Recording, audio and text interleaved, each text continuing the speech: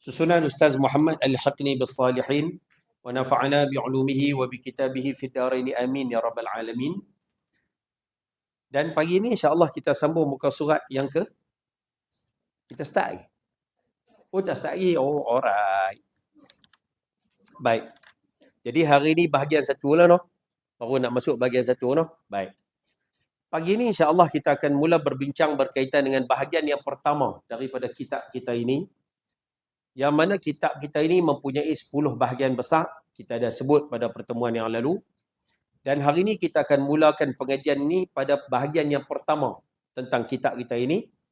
Yang mana tajuk pada bahagian yang pertama, waqala al-musannif rahimahullahu ta'ala, tajuk ataupun bahagian yang pertama, senang beraktivitas. Ni, muka surat ni. Tengok kat situ dulu. Jangan tengok bab satu ni. Kalau dalam buku tu dia tulis bab satu. Dia bukan bab satu, tengok bahagian pertama. Tengok hadapan tu. Tajuknya senang beraktivitas. Apa dia ni Ustaz? Tak faham tajuk ni. Tulis kat buku tu tajuk dia. Kehidupan seharian baginda sallallahu alaihi wasallam secara umum. Tulis kat buku tu. Maknanya bahagian satu ni, bahagian pertama ni kita akan mengaji tajuk senang beraktivitas. Bahasa kita bagi senang faham, kehidupan seharian baginda sallallahu alaihi wasallam secara umum. Yang mana dalam bahagian satu ni kita nak mengaji secara umum ya dulu. Macam mana kehidupan seharian Nabi sallallahu alaihi wasallam? Macam manakah sunnah Nabi dalam hidup sehari-hari ini? Apa benda umum yang Nabi duk buat dalam sehari-hari ini? Kita nak mengaji tajuk tu je dulu. Boleh noh? Boleh faham noh? Tu tajuk besar dia. Dan dalam bahagian satu ni kita akan mengaji 2 tajuk kecil. Ada 2 tak banyak. Muka surat 3 boleh tengok dulu. Muka surat 3 kita akan mengaji tajuk yang pertama, melakukan aktiviti yang baik. Aktiviti tu tulis kat situ tu amalan. Melakukan amalan yang baik. Itu tajuk pertama yang akan kita mengaji. Tajuk nombor 1 yang akan kita mengaji hari ini. InsyaAllah. Dan yang kedua yang kita akan mengaji dalam bahagian satu ni, bahagian satu hak besar ni, kita akan mengaji tajuk nombor 2, muka surat 7. Muka surat 7. Kita akan mengaji tentang tajuk hidup seimbang dan mempermudahkan urusan. Hidup seimbang tu boleh tulis siap-siap kat situ, antara dunia dan akhirat. Itu maksud hidup seimbang. Maknanya dalam kehidupan seharian Nabi SAW, baginda mengajar kita dalam hidup ni, kita kena seimbang. Dunia kena ambil, akhirat kena pulun. Maksudnya 60-40. Akhirat kena pulun, dunia kena ambil. Tak boleh bagi manusia tu hidup atas dunia, dia duduk pulun dunia aja. Akhirat dia tak ambil kisah. Tak boleh. Ataupun dia hidup ni Ustaz, dia kira akhirat aja, dunia tak mau ambil langsung. Sedangkan ad-dunya mazra'atul akhirah. Dunia ni tempat ladang untuk akhirat. Ustaz, dia tak mau ambil apa saya. Apa pun tak mau. Bila sebut je, ni mau dunia, ni semua dunia. Kita ingatkan betul pahaman tu. Rupanya pahaman tu pun tak kena orangnya. Nabi SAW ada harta. Yang kata Nabi tak ada langsung. Tapi harta baginda bagi pada manusia lain. Waktu baginda tak ada. Tapi waktu ada harta. Lepas tu jangan silap faham. Dan mempermudahkan urusan, tulis kat buku tu, urusan dunia.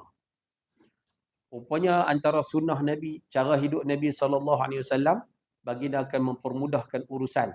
Kalau urusan tu urusan dunia. Urusan dunia ni, Nabi akan pilih yang simple. Nabi tak suka buat urusan dunia ni hak payah, hak menyusah. Menyusah diri pun tak, menyusah orang telah dah. Faham tak bahasa saya? No? Ni tajuk-tajuk yang akan kita mengaji lah. Hak tajuk 2 bulan depan kita ulah. Bulan depan cuti. Bulan 12 kita ulah. Apa saya cuti? Parlimen nak bersidang dah minggu depan. Jadi 2 bulan. Ni bulan depan dia cuti aja dah. Baik. Jadi hari ni kita tengok dulu bab yang pertama. Saya minta izin kepada semua yang hadir. Saya minta izin pada yang menonton. Saya tak nak baca, minta maaf, saya tak nak mengulas hadis ini secara panjang lebar. Khususnya kita nak sebut ulama ni kata apa, ulama ni kata apa, ulama dia panjang. Kita mengaji kitab ni simple ya. Kita mengaji, fahamkan hadis ni, lepas tu point dia, apa yang kita nak kena buat. Boleh? Dia cepat lah. Kalau kata bahas satu-satu Ustaz, satu bulan silat-silat satu hadis kan. Jadi kita bukan nak bahas kat situ. Kita nak bincang, baca hadis, ambil sikit terjemahan, ambil sikit pandangan ulama tentang hadis ni kata apa. Lepas tu apa kita nak buat? Hak kita nak buat tu kita akan tulis kat tepi hadis. Boleh tak? You know? Ada yang tak ada kitab lagi kah? Kitab ada lagi tak? Ada kitab lagi tak? Tak ada. Habis dah cikgu kitab. Bukan hari tu cetak banyak. Tengah 2 jari. Masya Allah. Kau Ustaz Ikal buat pilihan kawi ke apa? Saat-saat kita tunggu sana. Ada kitab lagi boleh ambil. Baik. Okey, tak apalah. Tulis dulu kat mana yang boleh tulis. Nanti balik, cetik balik dalam buku. Baik. Tajuk yang pertama. Ataupun bab yang pertama. Melakukan amalan ataupun aktiviti yang baik. Hadis yang pertama. An Amiril Mu'minin Abi Hafsin Umar bin Al-Khattab radhiyallahu ta'ala anhu qala sami'tu Rasulullah sallallahu alaihi wasallam yaqulu innamal a'malu binniyat wa innama likulli imri'in ma nawa faman kanat hijratuhu ila Allah wa rasulih fahijratuhu ila Allah wa rasulih wa man kanat hijratuhu lidunya yusibuha aw imra'atin yankihuha fahijratuhu ila ma hajara ilaih. Muttafaqun, hadis muttafaqun alaihi. Daripada Amirul Mukminin Abu Hafsin Umar bin Al-Khattab radhiyallahu taala anhu berkata, aku telah mendengar Rasulullah sallallahu alaihi wasallam bersabda bahawasanya segala amal perbuatan tergantung pada niat dan bahawasanya bagi tiap-tiap orang apa yang ia niatkan. Maka barang siapa yang hijrahnya menuju keridhaan Allah dan Rasulnya, maka hijrahnya itu ke arah keridhaan Allah dan Rasulnya. Barang siapa yang hijrahnya itu kerana dunia, yakni kerana harta ataupun kemewahan dunia, ataupun kerana seorang wanita yang akan dikahwininya, maka hijrahnya itu ke arah yang ditujunya. Hadis riwayat Bukhari dan juga Muslim. Muttafaqun alaih ini maksudnya hadis yang disepakati oleh Imam Bukhari dan Imam Muslim. Baik. Faham tak dia tu? Tak faham. Sibik jawab tak faham. Kalau jawab faham Jazat, saya skip nombor 2 tu. Baik. Hadis yang pertama daripada Amirul Mukminin. Amirul Mukminin itu gelaran. Boleh tulis sikitlah kat buku tu. Tu bukan nama orang tau. Tu gelaran. Amir maksud dia ketua. Mukminin orang beriman. Ketua orang beriman. Oh, tu gelaran Ustaz noh. Ya. Siapa dia yang mula pakai gelaran ni? Saidina Umar. Inilah orang yang pertama pakai gelaran Amirul Mukminin. Oh, habis tu sebelum Saidina Umar kan Saidina Abu Bakar jadi khalifah. Saidina Abu Bakar tak digelar Amirul Mukminin. Saidina Abu Bakar digelar Khalifatul Rasul. Pengganti Rasul. Khalifah Rasul. Dia gelaran beza. Jadi yang pertama sekali pakai gelaran Amirul Mukminin Saidina Umar. Lepas tu Saidina Osman pun pakai gelaran yang sama. Saidina Ali pun pakai gelaran yang sama. Khalifah lepas tu pun pakai gelaran sama. Amirul Mukminin. Boleh noh? Bagi-bagi kenal ke apa? Boleh kenal. Abu Hafsin. Abu Hafsin tu pun gelaran. Gelaran pada siapa? Pada Saidina Umar. Ada yang kata Abu maksud dia bapa, Hafsin, Hafsah. Bapa Hafsah. Siapa dia bapa Hafsah tu? Saidina Umar. Sebab Saidina Umar ada anak perempuan yang namanya Hafsah. Hafsah itulah yang kahwin dengan Nabi SAW. Boleh noh? Bagi macam tu ya, bagi kita dapat sikit-sikit tak apa dah. Baik. Daripada Amirul Mukminin Abu Hafsin, ni semua dua-dua ni gelaran. Umar bin Al-Khattab radhiyallahu taala anhu berkata, aku telah mendengar Rasulullah sallallahu alaihi wasallam bersabda. Kata Saidina Umar, aku pernah dengar Nabi sebut. Nabi kata apa? Bahawasanya, maksud dia hanya sahnya segala amal perbuatan tergantung pada niat. Apa maksud ayat tu Ustaz? Bahawasanya, maksud dia hanya sahnya segala amal perbuatan, segala apa yang kita buat ni, apa saja yang kita buat ni, dikira sebagai amalan, dikira sebagai amal. Bergantung kepada niat kita. Tak apa faham Ustaz? Lorak kampung kita. Apa saja yang kita buat ni, nak kira jadi amalan ke, tak jadi amalan ke, dia bergantung pada niat. Ada niat, jadi amalan. Tak ada niat, tak ada apa. Tu senang terjemah. Faham? Sebab amal di sini amal syar'iyah, amal yang dikira oleh agama. Saya buat contoh macam ni lah bagi senang. Ni ada dua orang. Kau ni seorang, kau ni seorang. Hak ni pakai jam, hak ni tak pakai jam, beza kat situ lah. Kawan hak pakai jam ni, dia semayang Zuhur 4 rakaat, Ustaz. Semayang Zuhur 4 rakaat, turun terbalik 4 rakaat, muah, cantik lah. Dengan Fatihah muah. Tapi satu yang tak ada. Masa dia nak semayang tu, dia tak niat.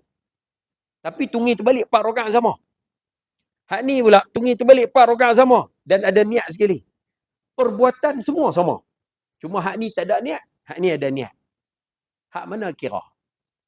Hak ada niat. Habis tu kau ni? Kawan buat sama. Oh. Faham betul tu? Faham tajuk tu? Faham tak contoh mudah macam tu? Ni perbuatan sama ni. Kawan ni, minta maaf lah, kawan ni daripada pagi subuh sampai maghrib tak makan. Ni tak makan langsung ni. Kawan ni daripada subuh sampai maghrib tak makan enggak. Tapi dia niat. Kalau malam dia niat, kalau puasa fardu dia niat malam. Kalau puasa sunat dia niat sampai sebelum Zuhur tu. Dia niat. Kau ni cuma niat, dua-dua tak makan. Tapi yang mana dikira sebagai amalan? Habis tu yang kawan ni? Oh, pandai tu. Pandai tu. Boleh dapat sekat tu? Okey, selesai. Baik. Poin yang saya nak sebut di sini, poin mudah dia macam ni. Kalau kata faham, hak ni tak ada niat, Ustaz, tak ada apa. Hak ni ada niat, ada apa. Baik, selesai. Dalam hidup kita ni, dalam hidup kita ni, ada perkara yang telah ditetapkan oleh Allah Ta'ala yang kita sebut dengan perkataan amalan. Amal, perbuatan, ibadat dan sebagainya itu amalan yang ditetapkan oleh Allah Ta'ala. Dalam hidup kita ni juga ada perkara yang disebut sebagai kebiasaan. Kita panggil adat. Adat, kebiasaan. Kebiasaan tu apa Ustaz? Ni makan, minum, pergi kerja, tidur, jalan, makan angin, kak pokok bunga, basuh baju, cuci pinggan mangkuk. Betul kan? Betul kan? Tu semua dipanggil, ada yang amal, ada dia punya adat kebiasaan. Rupanya amal dan juga adat kebiasaan ni, dua-dua ni, kalau kita nak buat sesuatu, ada niat. Niat tu ada. Dikira amalan. Kalau apa yang kita buat, tak ada niat. Soalan nak tanya, simple lah soalan. Saya rasa yang mai mengaji ni, kalau mai berkaitan dengan ibadat, saya rasa tak ada masalah. Nak pergi haji, semua pakai niat. Nak puasa, pakai niat. Nak bayar zakat, pakai niat. Saya rasa bab tu selesai. Cuma kita tanya sikit. Ayah-ayah yang mana bekerja, keluar pergi kerja, niat dah. Ibu-ibu yang ada di sini, basuh baju hari-hari, niat dah. Basuh pinggan, niat dah.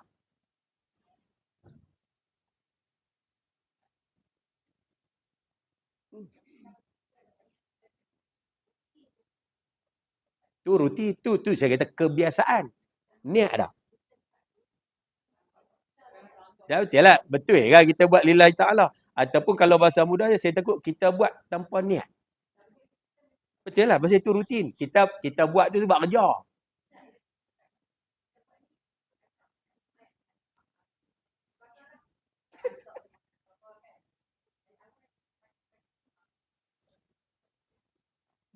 Baik.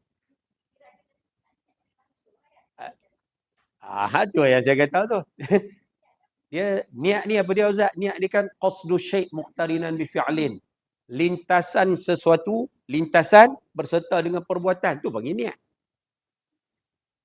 Kalau Ustaz, sehari saya nak bangkit, saya nak basuh baju, saya nak apa? Tu perancangan, plan.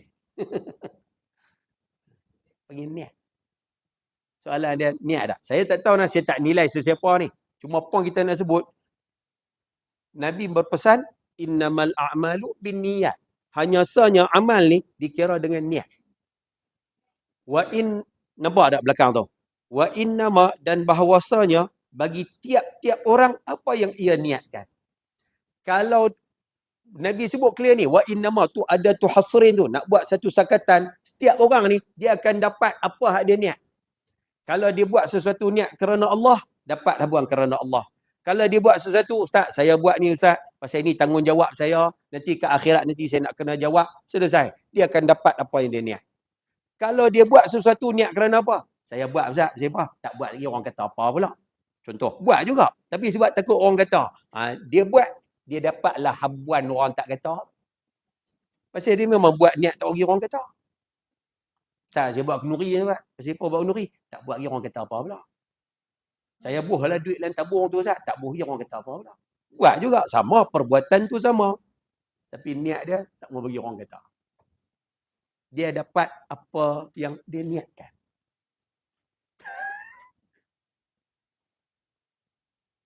Ni masih-masih. Saya tak menghukum sesiapa, saya tak blame sesiapa, saya tak menilai sesiapa. Masing-masing tahu diri sendiri ya. Saya tak kata ni atulah tak kena dah. Cuma kita nak kena muhasabah tengok. Cuba muhasabah, bukan muhasabah apa, muhasabah tengok. Kita hidup selama ni, adakah kita melaksanakan sesuatu itu dengan niat yang benar? Poin ni kat situ. Masing-masing tahu diri sendiri. Jangan jawab dengan mulut nah. Sebab jawab dengan mulut ni confirm. Oh Ustaz, betul Ustaz, betul. Saya tak nafi benda tu. Jawablah hati sendiri ya. Aku buat selama ni niat tak? Aku buat selama ni kerana Allah ke? Betul ke aku buat apa-apa selama ni kerana Allah? Ataupun aku buat sebab terpaksa? Ni tak payah jawab kat saya tahu. Saya pun tak tahu. Saya pun tak mau tahu. Saya pun kena ambil kat ni sebagai muhasabah diri sendiri.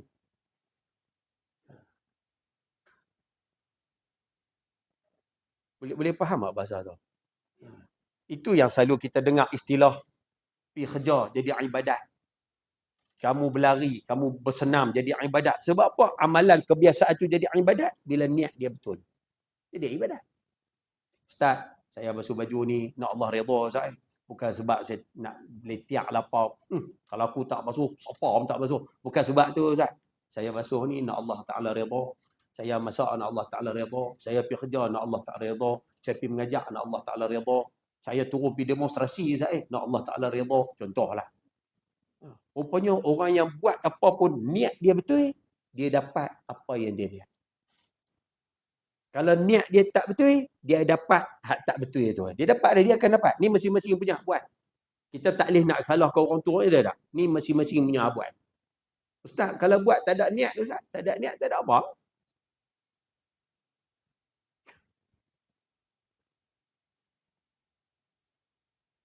Faham tak bahasa tu?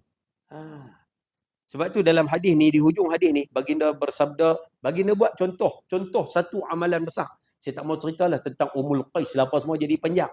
Poin dia Nabi buat contoh. Siapa yang hijrahnya menuju Allah dan Rasul, hijrahnya ke arah redha Allah dan Rasul. Clear Nabi sebut. Siapa hijrah kerana Allah dan Rasul, dia dapat hijrah tu kerana Allah dan Rasul. Tapi kalau dia hijrah kerana dunia, ataupun dia hijrah kerana wanita, dia dapat apa hak dia niat tu.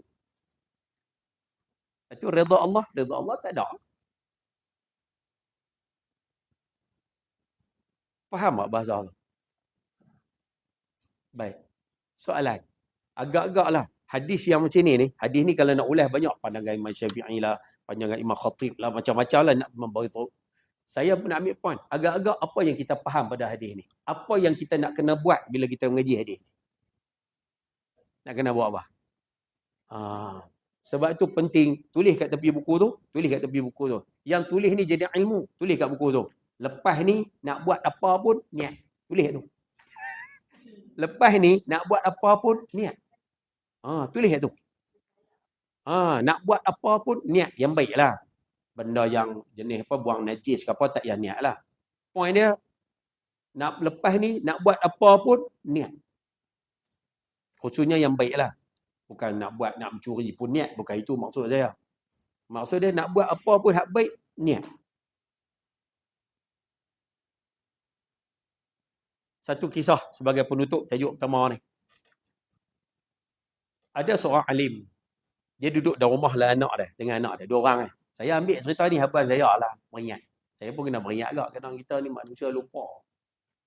Lupa. Dia bukan isu lupa. Ada seorang alim duduk dengan anak dia dalam rumah. Tiba-tiba ada orang mai. Ketuk pintu kat luar. Dia suruh anak dia pergi buka pintu. Anak dia pun pergi buka pintu. Rupanya ada orang bagi barang. Anak dia ambil. Bawa mari bagi ke ayah dia balik. Ayah dia orang alim. Ayah dia kata, wahai anakku, lepas dapat barang tu, ayah dia kata, wahai anakku, aku nak tanya kamu. Sewaktu kamu melangkah pergi untuk buka pintu tu, apa yang kamu niat? Ni bukan isu ibadat lah. Ni isu pergi buka pintu ya. Waktu kamu pergi buka pintu tadi, apa yang kamu niat? Anak dia jawab apa? Dia kata, ayah, saya pergi buka pintu tu, saya niat, saya ni nak junjung perintah ayah. Ikut perintah ayah, taat perintah ayah. Tu yang saya pergi buka pintu tu. Saya buka pintu tu pasal saya taat perintah ayah. Niat saya yang tu ya. Baik. Tahu ayah dia kata apa? Ayah dia jawab, kalau aku berada di tempat kamu, kalau aku ni duduk tempat kamu, setiap langkah menuju ke pintu tu, aku akan aturkan niat. Kalau aku ni duduk tempat kamu, setiap langkah nak pergi ke pintu tu, aku atur niat satu-satu. Atur niat tu macam mana? Sambil melangkah tu, ya Allah, aku buat ni kerana-Mu, ya Allah. Aku buat ni pasal junjung perintah ayah. Aku buat ni, ya Allah, kau mudahkanlah urusan hidupku. Aku buat macam ni, kau murahkanlah rezeki aku. Aku buat macam ni, kau beredalah aku. Aku buat macam ni, kau kurniakanlah syurga. Dia kata, setiap langkah tu, semua aku atur niat.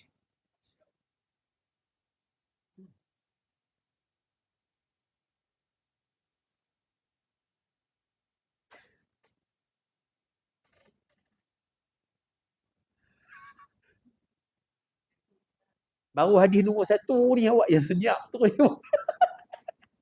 Ah, Ya, tu yang tu yang tadi kita tulis kat tepi buku tu. Lepas ni nak buat apa pun niat. Niat banyak tak apa.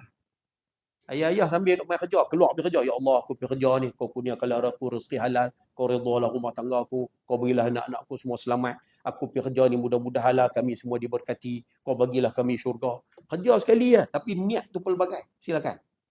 Sebab tu dalam hadis disebut niat. Dia tak sebut niat, tapi niat. Jamak. Maksud dia kalau kita niat banyak, dapat banyak. Niat. Kita makan. Ada orang makan Ustaz. Makan niat apa? Ada orang makan tak niat apa-apa. Makan. Kira makan lah. Dia apa? Perut kosong. Ada orang makan. Ya Allah, aku makan ni. Kau redalah aku. Kau bagilah syurga pada kami semua. Kau bagilah kami semua ni dapat rezeki berkat. Kau bagilah makanan ni menyihatkan badan aku.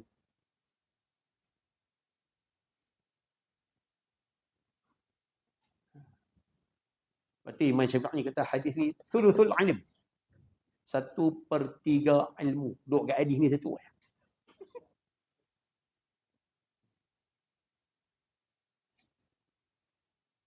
Soalan. Tak mahu tanya soalan. Ada soalan. Ustaz, saya nak tanya Ustaz. Saya tanya dulu nah. Lepas tu saya jawab. Saya nak tanya Ustaz. Okey. Kalau lah kata kami dulu Ustaz, sebelum mengaji apa semua ni, kami buat dah macam-macam dalam hidup Ustaz. Dalam hidup ni macam-macam kami buat. Tapi kami tak ada lah niat apa. Soalan dia. Hak dulu-dulu macam mana Ustaz?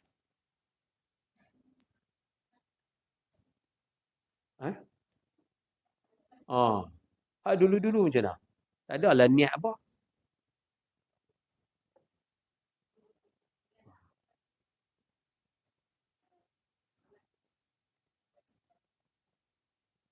Dan tu saya kata kalau buat niat tanggungjawab dapat lah. Habis tu soalan dia. Tapi saya rasa bukan tiap-tiap hari kita ingat benda tu. Bukan sentiasa kita ingat benda tu. Habis tu hak lama-lama macam mana? Wallahu alam, saya pun tak tahu, bukan saya yang boleh jawab isu tersebut. Cuma kita doa pada Allah, ya Allah terimalah amalan aku hak lama-lama dulu. Kalau kau terima, aku untung. Kalau kau tak terima, aku rugi.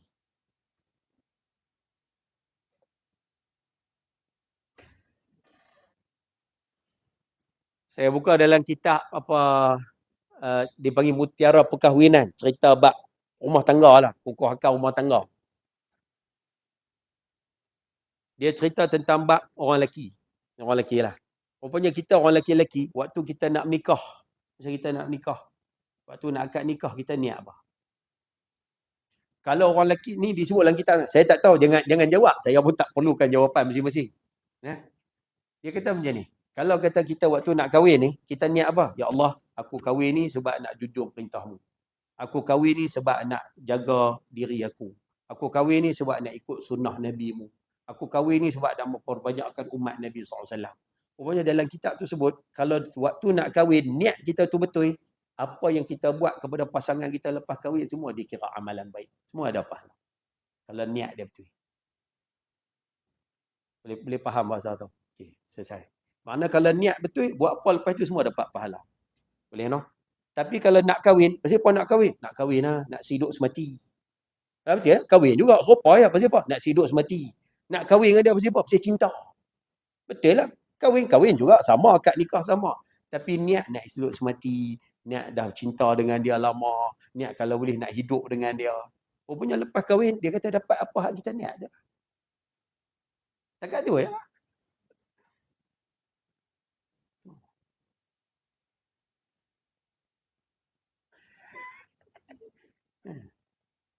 Dah tak apalah. Tak perlu jawab apa-apa tau. Masih saya tahu, masih duk fikir kenang hak lama. Ya.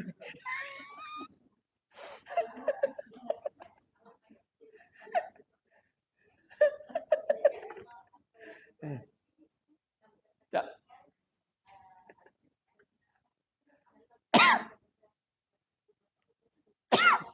tak apalah. Itu doa. Itu bukan niat. Niat ni masa nak buat. Kalau dah buat, itu doa. Tak apalah. Cuma poin nak sebut, dalam kehidupan kita, kalau ada buat, Alhamdulillah. Poin dia kat situ. Saya tak kata, hak ni buat, hak ni tak buat, orang ni buat. Kita bukan nak menghukum sesiapa, tidak. Tapi poin kita nak ambil pengajaran, kalau kita buat, Alhamdulillah. Mudah-mudahan Allah Ta'ala terima. Kalau kita tak buat selama ni, tak apalah. Hak lepas tu kita doa pada Allah, mudah-mudahan Allah Ta'ala terima. Hak lepas-lepas. Tapi hak ke depan ni, jangan lupa. Hak kita tulis dah satu. Lepas ni, nak buat apa pun, niat. Itu aja. Itu yang saya dah sebut banyak kali. No? Tu kata penting ngaji, penting ngaji, penting ngaji. Bukan mengaji Quran. Bukan maksud saya mengaji tu mengaji Quran. Penting menuntut ilmu. Saya ingat sampai lah saya ingat. Waktu saya kerja di Zakat dulu. Kami duduk mengaji kitab Bughayatul Tulab. Apa kitab fiqah lah, mazhab Syafi'i.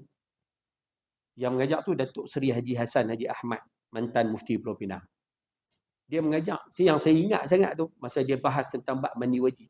Dia cerita tentang bab mandi wajib, dalam kitab tu bahas.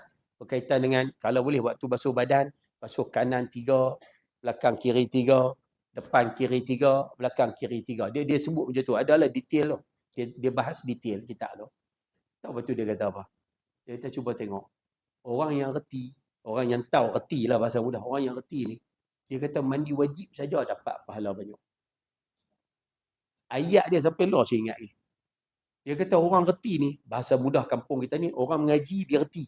Rupanya orang mengaji ni, orang reti ni, dia kata mandi wajib saja dapat pahala cukup banyak.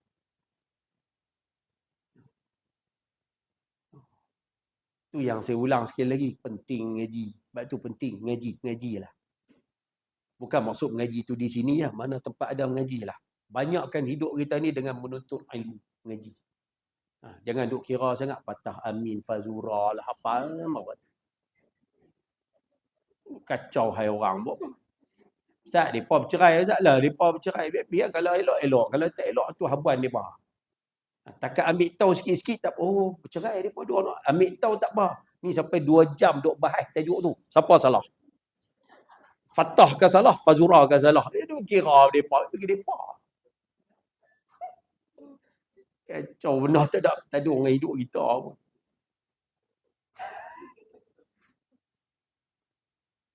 Faham tak bahasa saya tu? No? Baik kita fikir macam ni. Kita nak mati. Semua nak mati. Soalan. Kita nak bawa bekal apa ke sana? Yang kita takut, kita je duk perasan bekal kita banyak. Yang kita takut, kita je duk perasan bekal kita banyak. Yang tu yang kita takut tu.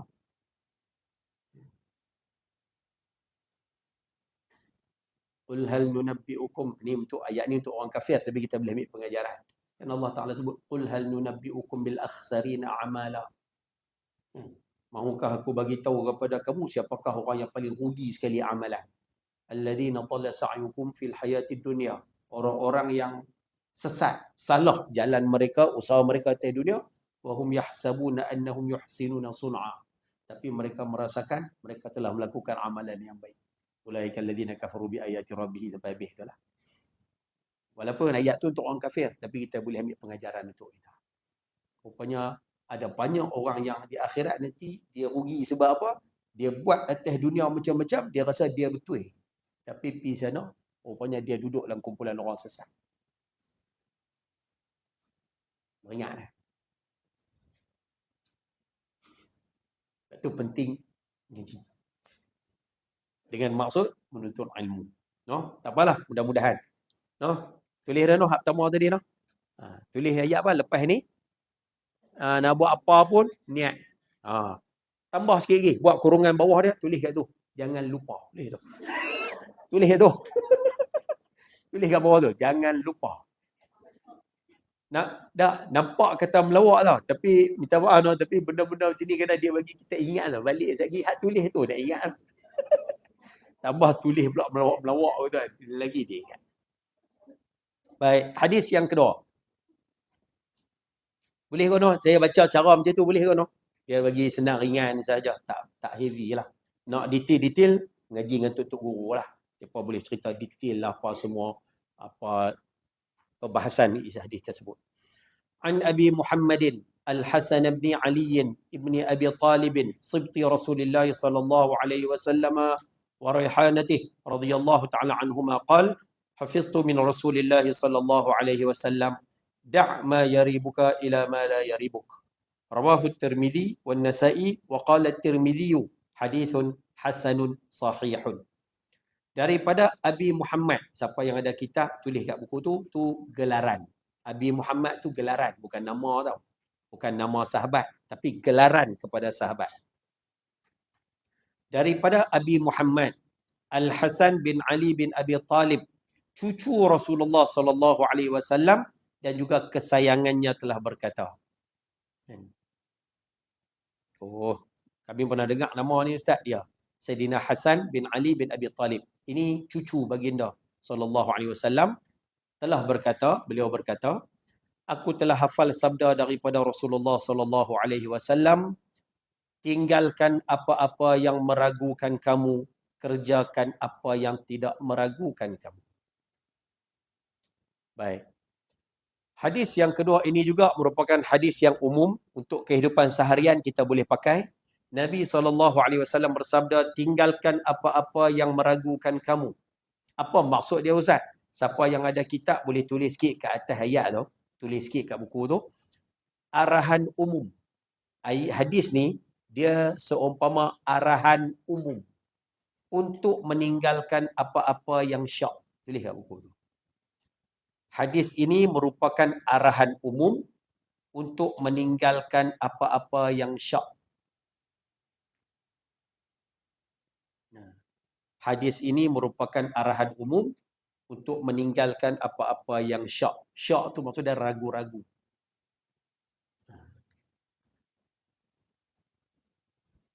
Apa maksud dia Ustaz? Nak bagi senang faham Ustaz? Baik.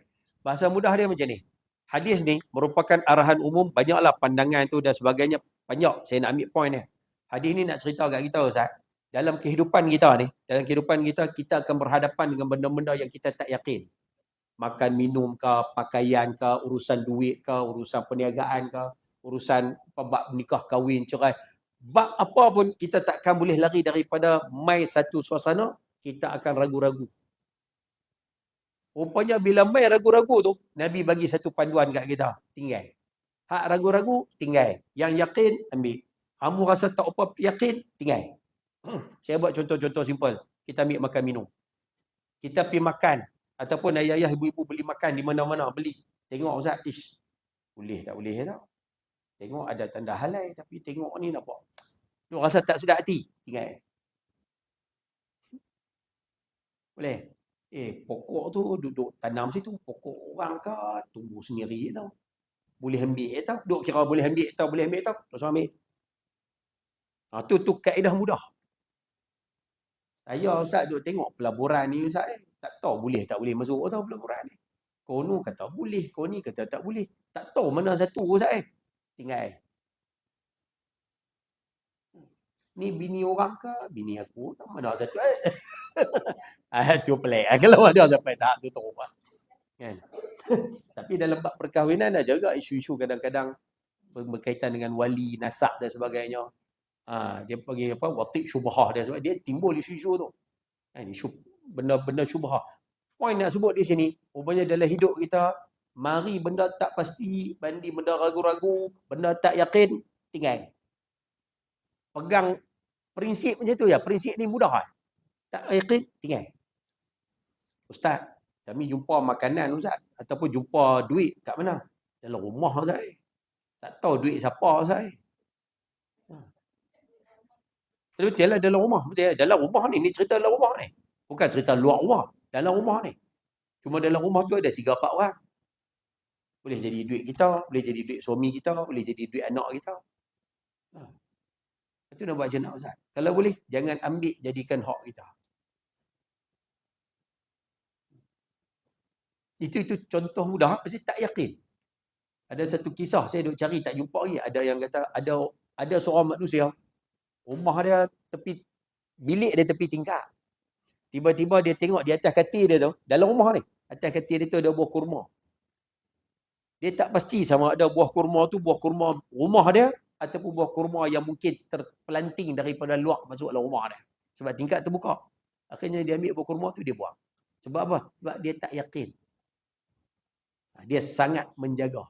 Orang dulu sangat menjaga tentang perkara ni. Dia panggil warak. Pokoknya dalam hidup kena jaga benda ni tau. Dia boleh mimpelah ikut dan.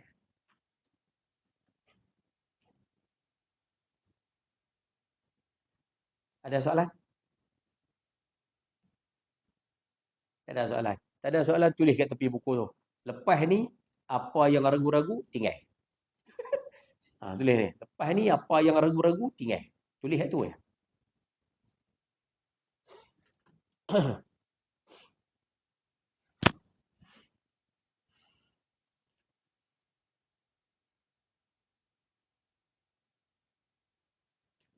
Pernah dengar cerita ni? Ni cerita berkaitan dengan orang ragu-ragu lah ni. Ni contoh mudah. Pernah dengar cerita ni? Ada seorang lelaki A ni, A. Saya sebut A lah dia. A ni, dia beli tanah. A ni pergi beli tanah dekat satu orang tuan tanah lah. Dia pergi beli tanah. Bila dia beli, bayar duit semua siap dah. Okey. A ni pun pergi lah bajak tanah tu, kawan nak tanam. Rupanya bila dia ke tanah tu, tiba-tiba kena satu benda keras. Dia korek-korek orang keluar, rupanya ada barang kemas. Macam harta karun lah.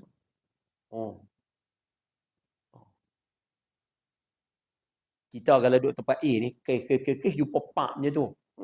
Kenyih supaya Haji Satak. Duk ejah cara jalan. Tapi lelaki-lelaki ni, dia ragu-ragu. Dia duk syok. Barang kemas ni aku punya ke tuan tanah lama punya? Dia syok lah. Jadi dia tak sedap hati. Dia ambil barang kemas tu, tempayan tu, dia bawa pergi kat tuan tanah hak lama. Kata, tuan, saya ni baru beli tanah daripada tuan minggu lepas. Ni tanah ni ada barang kemas saya jumpa. Saya rasa barang kemas ni bukan saya punya. Saya rasa tuan punya ni. Tuan ambil lah. Pasal apa? Pasal dia tak sedap hati. Takut bukan dia, boleh jadi dia punya, boleh jadi bukan dia punya. Dia syok. 50-50. Bagi tahu kat tuan tanah tu pun syok juga. Betul ke aku punya? Aku jual dah kat dia ni. Patutnya bila aku jual, sekali dengan apa dalam tanah tu semua dia punya. Bukan aku punya ni. Rupanya tuan tanah lama pun tak mau. Hak baru pun tak mau, hak lama pun tak mau. Sudah. Dalam kita dua tempat tu. Tak dan pergi tanya apa. Tuan tanah baru ni pun tak mau. Tuan tanah lama, pasal masing-masing tak ragu-ragu. Aku punya ke? Orang punya ke? Boleh ambil ke? Tak boleh ambil ke? Akhirnya masing-masing tak mau. Akhirnya apa jadi? Dia orang dua-dua ni pergi jumpa hakim. Cerita kat hakim. Hakim bila tengok dua-dua manusia ni, mereka berdua ni adalah orang yang sangat warak. Warak tu jaga diri. Tak mau ambil benda-benda yang tak pasti ni. Akhirnya tu hakim tanya, kamu tuan tanah yang baru ni, kamu ada anak tak? Dia tak ada anak lelaki-lelaki. Tanya tuan tanah hak lama, kamu ada anak? Ada anak perempuan. Hakim kata apa? Kawinkan kedua-dua anak kamu, mahar dia, mahar dia. Tahu siapa? Orang yang mudah macam ni. Bila bapak tu, bila tuan tanah tu bagus, jujur, warak, jaga diri daripada benda haram. Hak seorang lagi pun jaga benda haram. kamu akan ada keturunan yang warak juga.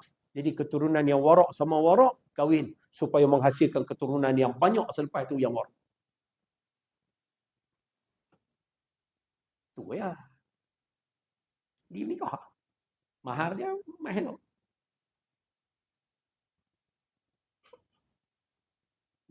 Lepas tu orang dulu sampai tahap tu. Ayah mana? Tu cerita, bukan cerita saja. 10 setengah. Baru 2 hadis.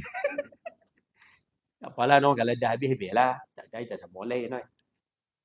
Ayah pernah dengar seorang ulama besar. Ibu-ibu pernah dengar tak nama Abdullah bin Mubarak? Tak pernah dengar, no? Siapa yang rajin, lah adik-adik rajin nanti, bukalah, cari dalam buku. Nama ulama ni Abdullah bin Mubarak. Sayyidina Abdullah bin... Beliau lebih awal pada Imam Syafi'i. Abdullah bin Mubarak ni, ayah dia bustani, penjaga kebun. Ayah dia tu orang susah, jaga kebun. Ayah dia nama Mubarak, jaga kebun ni. Tapi cuba tengok ayah dia. Saya berkenan dah cerita ni. Cerita ni saya ambil untuk saya sebenarnya ni. Abang kalau jadi apa-apa dalam kehidupan ni, saya ambil ni lah bagi satu panduan. Walaupun dia cerita, tapi boleh ambil pengajaran. Arnab kura-kura pun boleh ambil pengajaran. Kan? Cerita Arnab dengan kura-kura pun ambil pengajaran. Kan? Tak ada siapa duk tanya cerita ni sahih tak sahih. Tak ada siapa pun ambil pengajaran lah. Kan? Jadi cerita ambil pengajaran tak apa. Ayah dia jaga kebun. Satu hari, majikan dia mari. Majikan dia kata, Mubarak, cerita ke sini? Tak tahu ya.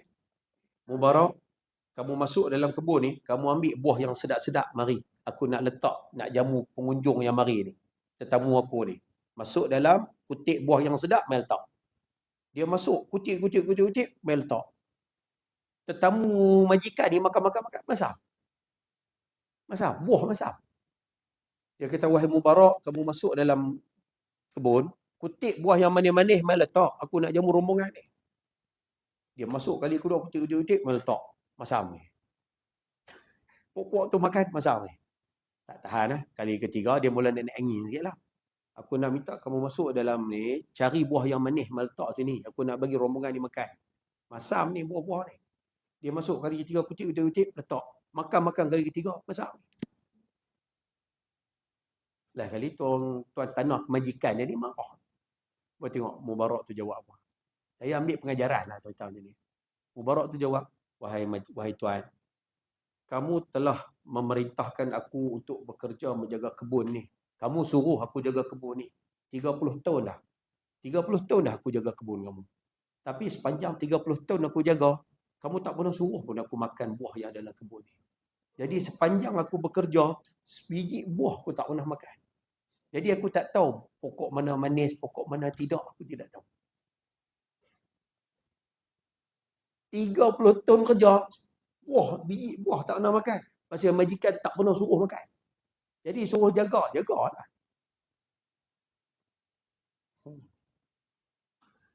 Boleh pergi tengah tu kita.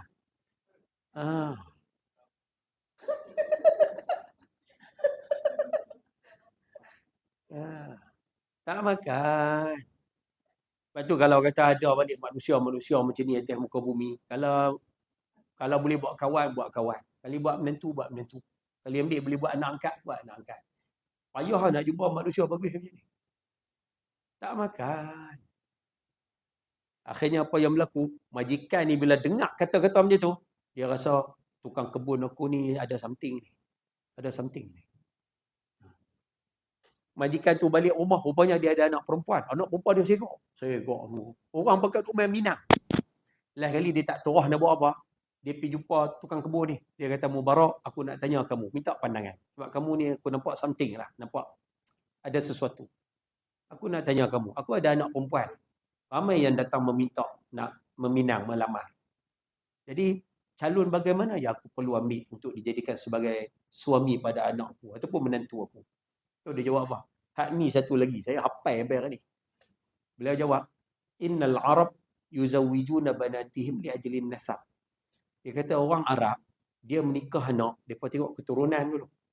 Tengok yang main minta ni keturunan apa? Oh, keturunan suku bagus-bagus. Keluarga bagus-bagus. Oh, hak main ni Tan Sri. Anak Datuk Sri.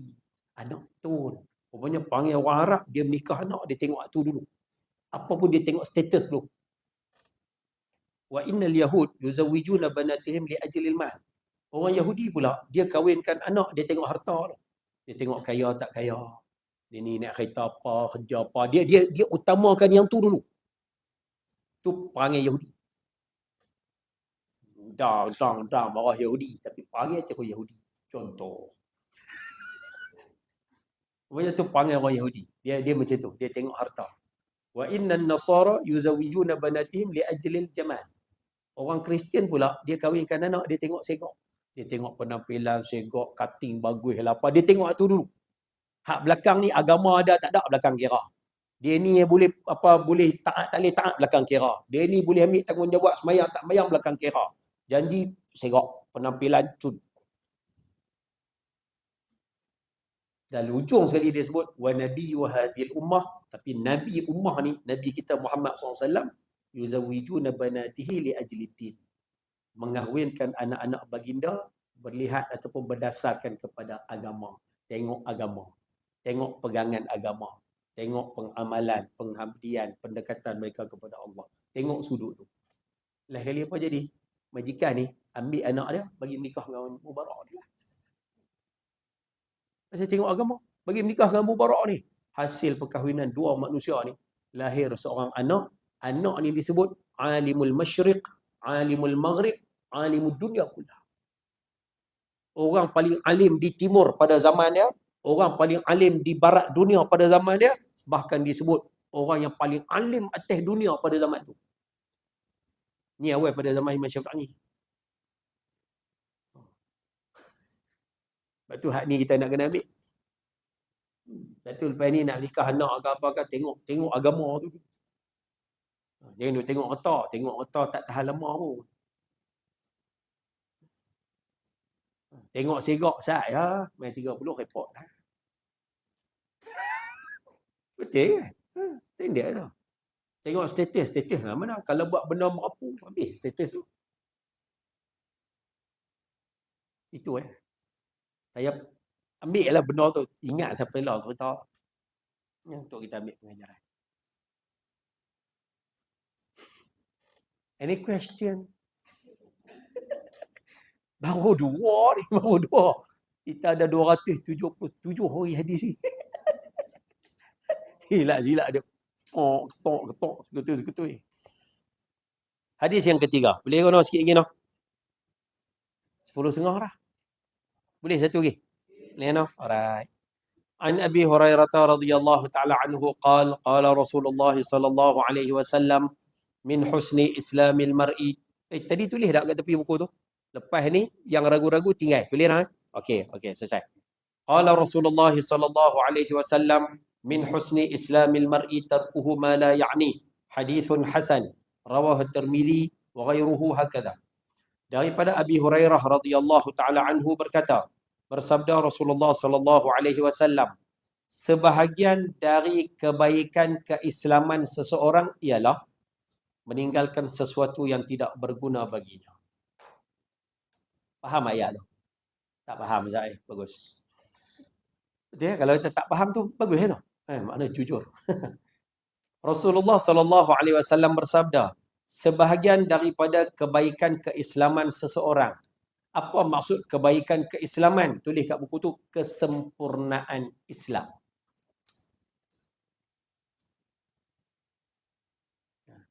Sebahagian daripada kesempurnaan Islam ataupun kebaikan keislaman seseorang. Kalau lorak kita ni macam mana Ustaz? Kalau lorak Kedah kita ni. Lorak Kedah kita maksud dia mudah macam ni ya. Antara tanda orang Islam ni orang Islam yang bagus. Tanda orang Islam yang bagus, antara tanda yang banyak ni, salah satu tanda dia meninggalkan sesuatu yang tidak berguna baginya. Siapa yang ada kitab berguna tu, tulis kat tepi buku tu, dunia dan akhirat. Dunia dan akhirat. Baik. Bahasa kampung kita Ustaz, bahasa kampung kita senang ya. Antara tanda orang Islam ni, orang Islam bagus, tanda dia bagus. Dia buat tak peduli sangat Ustaz, dia tak ambil tahu sangat, dia tak ambil kisah sangat, benda-benda hak tak tadung dengan hidup dia. Tak ada berkaitan dengan hidup dia, dunia dia, akhirat dia. Tak ada bagi faedah dunia dia, tak ada bagi faedah akhirat dia. Dia buat tak kisah sangat, Ustaz. Faham ayat tu? Tanda orang Islam bagus, dia buat tak peduli sangat benda tak ada kisah dengan hidup dia dunia akhirat ni. Tanda orang Islam hak tak apa bagus, hak tak berapa bagus pula, dia suka ambil kisah benda-benda hak tak berkait dengan dunia dia, tak ada berkaitan dengan akhirat dia. Dia suka ambil berat, ambil peduli, ambil tahu. Faham tak contoh? Saya buat contoh simple-simple lah, simple-simple lah. Kita ambil orang lelaki lah. Ayah-ayah ada di sini minat bola. Ni contoh simple. Minat bola.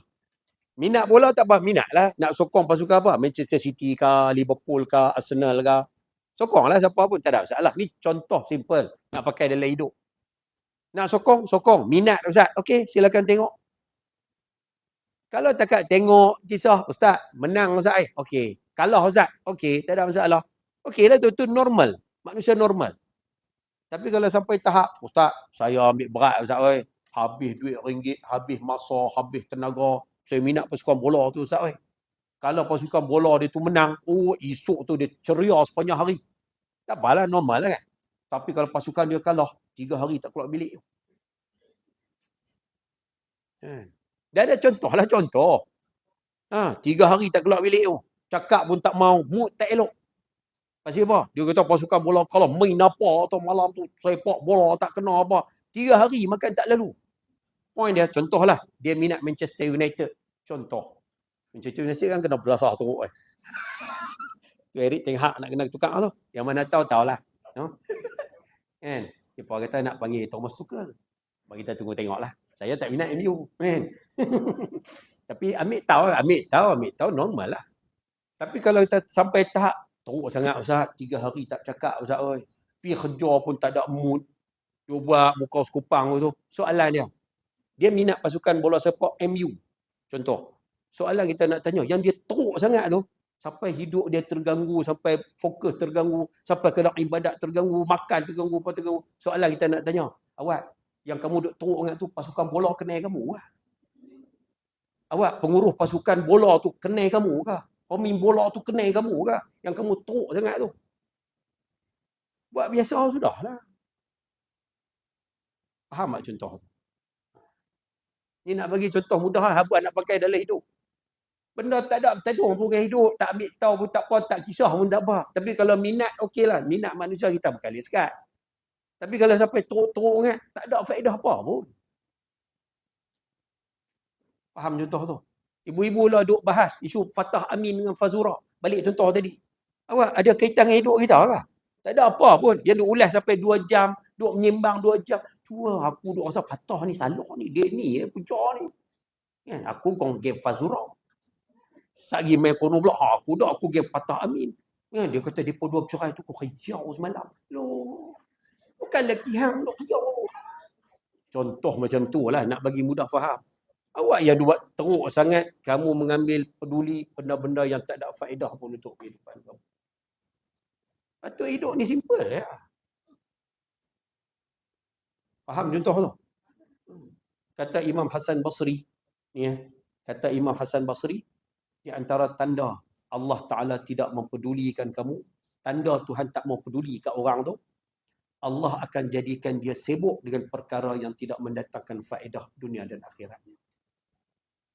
Tanda Allah Ta'ala tak peduli kat orang tu, pada hamba tu, Tuhan tak mau ambil tahu kat hamba tu, dia bagi hamba tu sibuk dengan benda-benda yang tak ada faedah dalam hidup dia, dunia dan akhirat.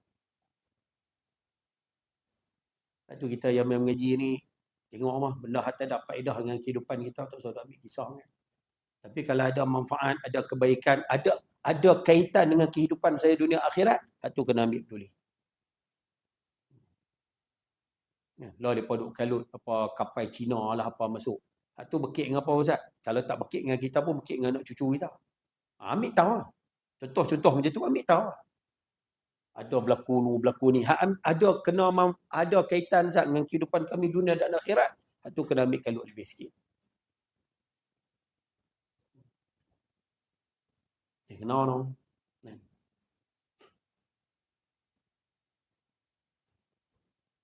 Boleh faham tajuk ni? Ambillah contoh, saya bagi contoh 2 cuba lah. Bola satu, Artis satu cukup.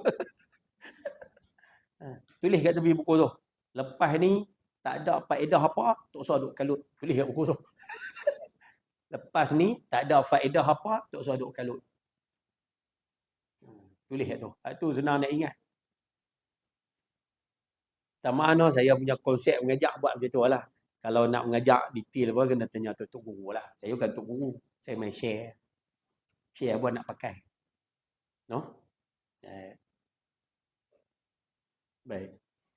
Tajuk seterusnya, wallahu alam, ngaji banyak-banyak. Boleh? Pasal saya ada satu benda nak cerita. Boleh tak? Boleh kan? Kita berhenti takat tu dulu. Tandalah kat buku tu. Tanda dulu. Bulan depan kita akan 2 bulan lagi. 2 bulan lagi. Dah lah balik nak praktik tadi tu. Lepas ni nak buat apa pun niat dulu. Lepas ni kalau ragu-ragu tinggal. Lepas ni kalau tak ada faedah apa jangan buat kalut. Praktik tu dulu. Kehidupan. Boleh noh? InsyaAllah nah. Nanti takat tu dulu. Bagi siapa yang ada kitab. Buka surat 216 boleh? Saya minta izin pakai papan.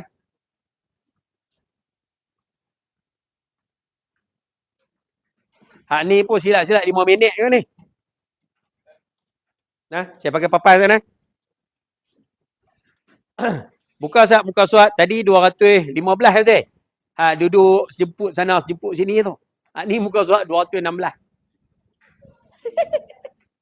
Ustaz ni lah. Baik. Saya nak kongsi apa? Saya nak kongsi berkaitan dengan hadis nombor 265. Boleh tengok hadis Arab, hadis Melayu, tengok terjemahan dia. 265. Nak tengok hadis mudah ya. Tengok hadis Arab lo. Lepas tu hadis Melayu. Ujung hadis Melayu tu ada nombor. Itulah nombor hadis. Baik. Jumpa kan 265 kan? Daripada Jabir bin Abdullah bersabda, saya baca bahasa Melayu, minta izin. Nanti sampai masa kita ulas panjang lah. Nak ambil poin dia dulu. Sementara nak sampai 2 bulan ni. Nabi bersabda Rasulullah SAW, jika seseorang menyampaikan berita kemudian pergi, dia adalah amanah. Siapa yang ada kitab, kan dia tulis. Jika seseorang menyampaikan berita kemudian pergi, dia adalah amanah. Betul? Perkataan dia tu, dia, kalau boleh padam ni. Di ni padam. Jadi ia. Baik. Tak apalah betul lah. No? Baik. Ni cerita pasal apa Ustaz? Tajuk ni cerita pasal apa? Tajuk ni cerita tentang bab adab dalam pertemuan. Sama macam tadi. Cerita bab kita bertemu, berhimpun, berjumpa. Okey. Dan berhimpun ataupun berjumpa ni kita pergi majlis lah. Majlis ni, pertemuan ni sama ada 2 orang ataupun ramai. Boleh. Majlis ni bila sebut kata pertemuan, boleh jadi pertemuan ni 2 orang ataupun pertemuan ni ramai. Boleh jadi. Ni pun majlis juga. Dia pergi majlis ilmu. Kalau mesyuarat pun majlis juga. Dia pergi majlis mesyuarat. Boleh faham tu. Itu ramai. Kalau duduk 2 orang kat bawah pokok pelang pun dia pergi majlis juga. Itu majlis sembang kosong. Sembang 2 orang. Boleh faham? Saja buah nama aja. Jadi majlis ni boleh jadi 2 orang, boleh jadi ramai. Boleh faham tak tu no?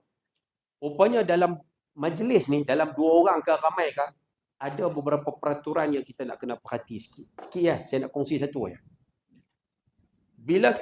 Bila berlaku satu-satu majlis, pertemuan 2 orang ke ramai ke, kemudian Nabi sebut summal tafata, kemudian majlis tu bersurai, orang tu balik ataupun bersurai, Nabi kata ia adalah amanah. Amanah ni apa Ustaz? Maksud dia tanggungjawab perkara yang perlu dijaga. Ada benda kena jaga. Soalan, benda apa nak kena jaga? Kalau jumpa 2 orang, benda apa nak kena jaga? Kalau jumpa ramai, benda apa nak kena jaga? Ada 2 benda. Kena jaga nah. Saya akan tutup tajuk ni dengan contoh. Contoh orang perempuan satu, contoh orang lelaki satu. Nak bagi mudah faham. Contoh 2 orang satu, contoh ramai satu. Ustaz. Dia adalah amanah. Amanah ni apa dia Ustaz? Apa dia yang amanah nak kena jaga, tanggungjawab nak kena jaga ni? Ada 2 perkara. Yang pertama, individu.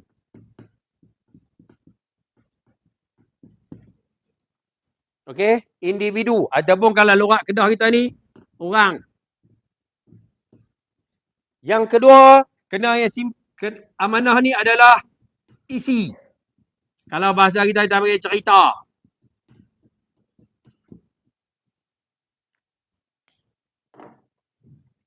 Bila berlaku satu-satu majlis, bila berlaku satu-satu pertemuan, ada dua benda ni dipanggil amanah, kena jaga elok-elok. Yang pertama, individu, orang tu kena jaga. Yang kedua, cerita kena jaga. Dua-dua ni kena jaga, kena beramanah. Jangan khianat. Cerita kita tengok ni. Ustaz, kalaulah terpaksa bocor Ustaz, terpaksa cerita, terpaksa bocor. Kalau terpaksa bocor, bocor salah satu. Kalau bocor yang ni simpan.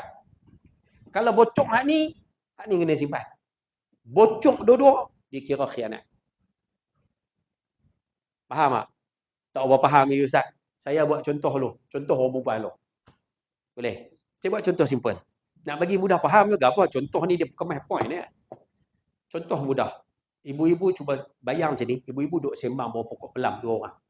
Duduk sembang dengan Kak Nak. Minta maaf kalau Kak Nak ada. Duduk sembang dengan Kak Nak. Kak Nak tu main jumpa kita. Main jumpa kita, dia cerita. Dia kata, Pah. Kita tu Pah lah. Dia kata, Pah. Aku main jumpa hang ni. Aku tak tahu, aku tak tahan apa.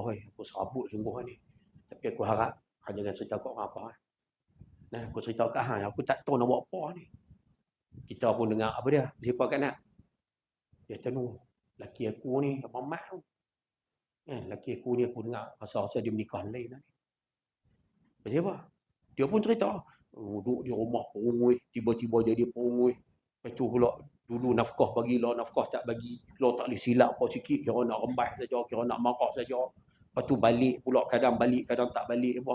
Aku tak tahu. Aku stres lah ni apa. Aku tak tahu nak buat apa dah. Tapi aku minta tolong kau jangan cerita ke orang, malu aku. Contoh. Contohlah ni, contoh je tau. Baik, selesai. Habis Kak Nak tadi main duduk cerita sambil duduk teriak-teriak lah. Habis cerita tu, bersurai. Dia pun balik, tak apa nak aku balik dulu nak. Balik dulu lah. Dia pun balik, kita pun masuk dalam rumah. Masuk dalam rumah, lelaki tanya. Tu yang kerja kata tu kata kena mengaji tu. Kita duk pecah amanah tu. Duk khianat tu. Tu pun jangan. Sembang kata pahala banyak. Cuy. Ada je kekap. Bila masuk dalam rumah, suami tanya. Sembang dengan siapa tadi tu?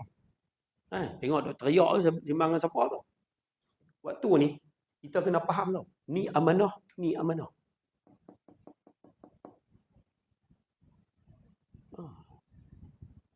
Bukan boleh belah ikut suka. Ni amanah, ni amanah. Tapi kalau kata Ustaz, tak boleh Ustaz, suami tanya Ustaz, terpaksa bocor. Okey, terpaksa bocor salah satu. Contoh nah, tengok Kak buat macam mana. Dia kata tu, hak mai tak sah. Mai tak sah tu Kak Nak.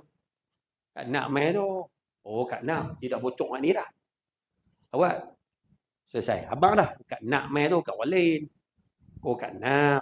Awak yang tengok duk teriak sakan jangan. Aku masuk bilik ayak, keluar balik pun duk teriak lagi. Contohlah, lelaki tanya ni. Waktu ni boleh tak kita bocor ni? Lepas dia tak boleh tau. Masa ni kena pandai. Pasal dah bocor dah ni tak. Ni kena simpan tau. Simpan lah. Allah, cerita orang perempuan. Orang perempuan dengan ayak mata kali pisah. Standard lah ayak mata tu. Okey lah tu. Bocor yang ni simpan. Yang tak boleh macam mana Ustaz? Yang tak boleh dua-dua bocor. Macam mana? Siapa dia main ni tu? Kak Nak. Dia main buat apa? Tengok teriak teruk kan? Aku masuk bilik ayak, keluar balik pun jauh ni. Abang tahu. Tu tak boleh tau. Tu biadab, minta maaf, kasar je bahasa. Tak boleh tu, je tu. Abang tahu. Awak siapa?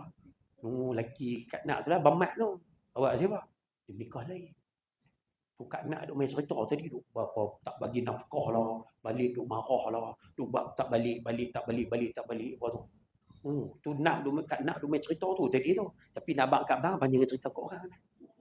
Lah, awak yang jadi kamu tu khianat dah. Kawan tu main cerita, suruh senyap, suruh simpan lah dulu. Apa tengok apa lama. Bukan ibu-ibu di sini tau, tapi masyarakat kita apa lama dah buat benda macam ni. Hak mengaji tak buat lah.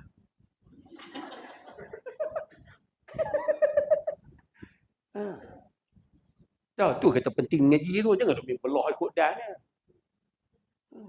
Lepas tu lelaki kita pula bila dengar tu, tak apa. Lelaki kita pergi surau, oi, non.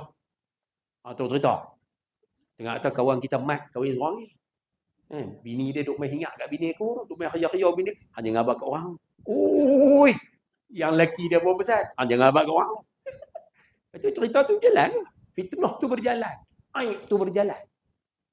Patut simpan.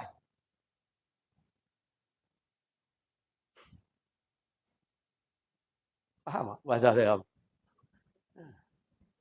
Ayah-ayah, ibu-ibu duduk. Minta maaf kita ustaz. Kadang kami ni ustaz, ada orang main jumpa kami. Tambah-tambah ustaz pandai berubat pula. Lagi main jumpa. Kadang-kadang ustaz yang pandai berubat, orang main jumpa dia merata main. Perak lah, selanguk lah, pakak main jumpa berubat. Kadang-kadang ustaz tu bila dia mengajar, dia cerita. Pasal tak? Dia cerita. Dia kata, tuan-tuan, minggu lepas tuan-tuan, saya ada satu pesakit main daripada Selangor.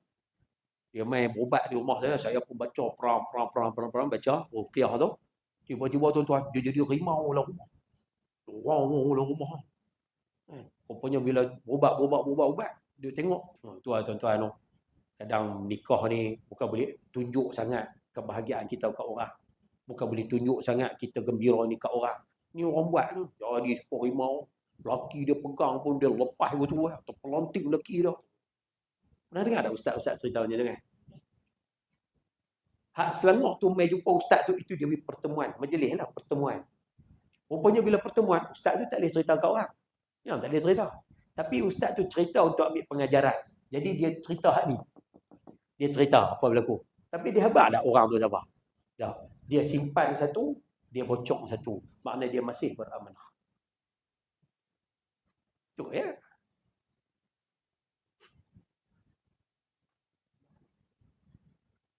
Ni nampak gaya macam bocok dua-dua dah nampak gaya.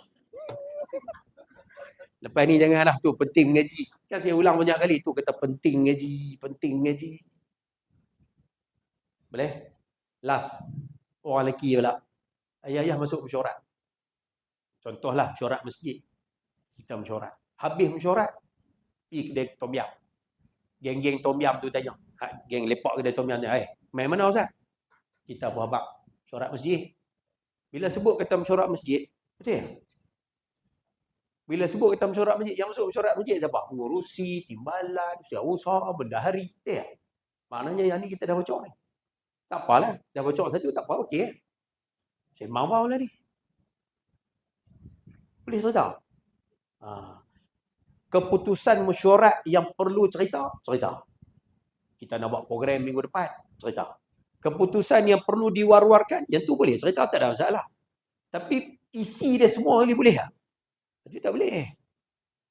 Tak boleh cerita. Makna kalau bocok yang ni kena simpan lah. Dia tak boleh cerita semua. Ustaz main mana? Mesyuarat masjid tadi. Ada mesyuarat ni 6-7 orang lah. Bocok habis dah tu. 6-7 orang. Pengurusi apa tu. Bendahari tak main lah ni. Mesyuarat. Saya mahu lah. Malah ni cerita best. Pengurusi marah kat bendahari. Bendahari seleweng duit apa. Duit masjid tu. Pengurusi sampai tepuk-tepuk meja. Aku dengar tadi pun. Aku jumpa bendahari ni RM1,000. Nampak tak? Dia cerita hak ni sepasal dah. Dia cerita hak ni satu lagi. Dua-dua dia bocok. Kalau nak bocok tu, panggil geng tom yam tu masuk mesyuarat. Kalau nak cerita satu-satu macam tu, panggil geng tom yam tu masuk dalam mesyuarat. Sampai tak ada apa langsung nak simpan. Kena simpan. Sebab tu beringatlah, lepas ni pertemuan, ada yang ni, ada yang ni. Kalau bocok yang ni simpan. Kalau bocok hak ni kena simpan. Bocok dua-dua, kita dikira tidak beramanah. Ada ustaz yang pertemuan yang boleh kita bocok. Hak tu nanti sampai masa saya cerita ada 3. Hak tu nanti ya. Hak tu memang boleh bocok. Bocok hak ni, bocok semua sekali tak salah, dibenarkan. Ada 3 kes. Nantilah sampai masa kita cerita. Boleh nah? Jadi ingat ni dulu nah. Orang dengan cerita. Kalau bocok orang, cerita simpan. Bocok cerita, orang simpan. Bocok dua-dua. Nanti kita belasah. Nanti kita terang ni. Jadi saya rasa cukup sekali itu dulu. Yang baik daripada Allah Ta'ala, yang buruk kelamin diri saya sendiri. Mohon maaf terkasar bahasa. 11 insya-Allah. Lamanya no. Kalau bulan 12 ada handset. Boleh tengok dah kalender hari Jumaat, hari Khamis minggu kedua tu berapa hari bulan. Nak kena tengok lah sebab parlimen tak silap saya habis 12 hari bulan 12.